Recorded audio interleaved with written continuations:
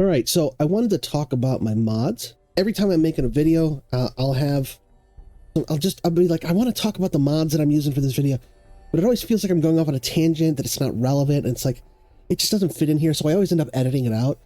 So I wanted to make this dedicated video just to talk about the mods that I use in Fallout. I don't use anything in Skyrim. In Skyrim, I do a truly vanilla experience. Fallout is actually a more kind of a complicated game because of, settlement building and other things, and there's a couple quality of life things. So I do use a couple mods in here. It's a short list. I only have 6. I may add to it in the future, and I may do an update to this video if I do. But for now, these are the 6 mods I use, so I just wanted to kind of go over them. First is the unofficial Fallout 4 patch. This is a no-brainer. We all know what this is. Anybody that's playing Fallout for any period of time, or really any Bethesda game, you always get the unofficial patch. Although it does fix an exploit that I kind of liked, which was the Yaogai roast, giving you like plus 500% melee damage. But it actually creates a new glitch because now the Yaogai roast doesn't do anything. It didn't switch it back to the way it was. We're supposed to give you, I think it's supposed to give you plus 10 specifically on melee weapons. And it doesn't do that anymore.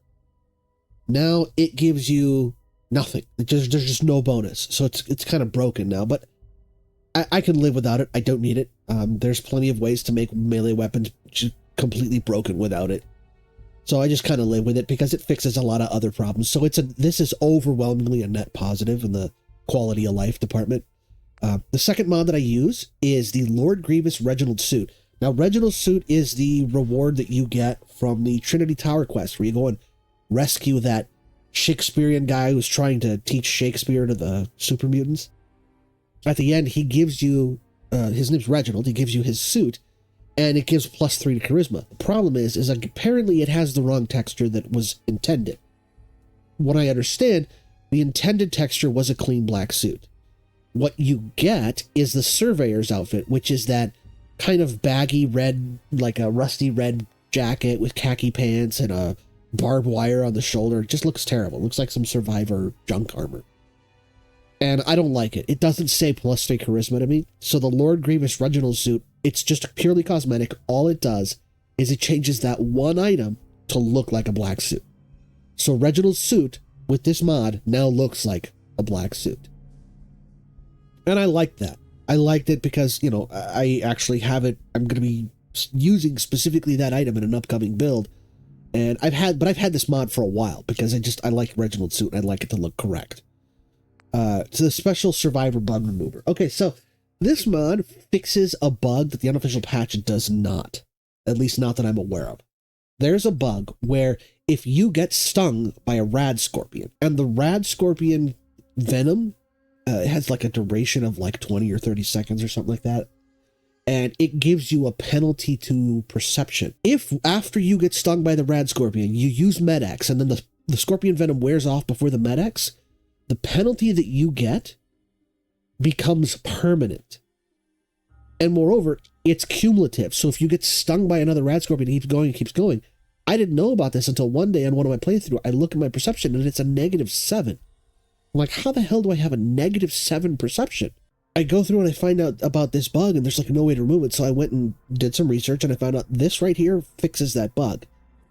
In fact, it will fix any special stat bug. So if you have something giving you a penalty to strength for no reason, you don't know why, it'll fix that. But if you have some kind of glitch or something where you've somehow glitched yourself into having an extra bonus of strength, it'll fix that too. So it'll remove penalty glitches, but it'll also remove bonus glitches. So be careful with how you use this.